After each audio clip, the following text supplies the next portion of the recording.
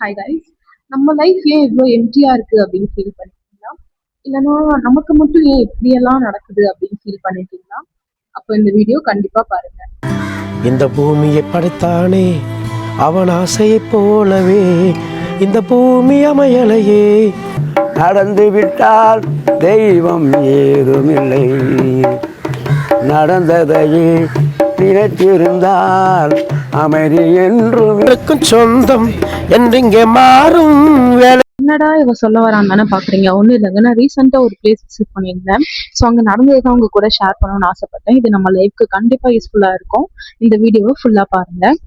We have a society in our college. So அந்த society மூலியமா ஸ்டூடெண்ட்ஸை கூப்பிட்டுட்டு பிளைண்ட் ஸ்கூல் விசிட் பண்ண போயிருந்தோம். ஸோ அங்கே போகும்போதே ரொம்ப வார்மா இருந்துச்சு. அங்கே இருக்க ஆம்பியன்ஸ் எல்லாமே ரொம்ப வெல்கமிங்கா இருந்துச்சு.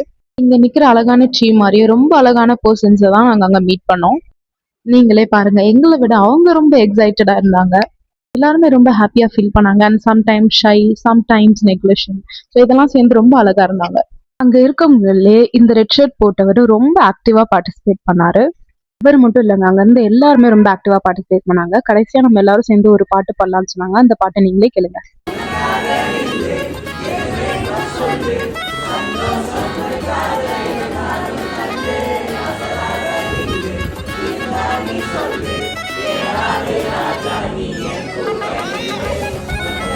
இவங்கெல்லாம் என்னதான் டிசேபிள் பர்சனா இருந்தாலும் அவங்க கிட்ட இருக்க எனர்ஜி, அவங்க கிட்ட இருக்க பாசிட்டிவிட்டி, அவங்களுடைய மைண்ட் செட் எல்லாமே என்னை ரொம்பவே திங்க் பண்ண வச்சுதுங்க. என்னதான் கடவுள் எந்த குறை இல்லாம படைச்சிருந்தாலும் நம்ம லைஃப்ல எப்பயுமே கம்ப்ளைண்ட் பண்ணிட்டே இருக்கோம்ல. ஆனா இவங்களை பார்த்ததுக்கு அப்புறம் எனக்கு அது மாறிடுச்சுங்க. பாத்தீங்களா? ஸோ இனியும் லைஃப் மேல கம்ப்ளைண்ட் பண்ணாம லீட் பண்ண ஸ்டார்ட் பண்ணுங்க.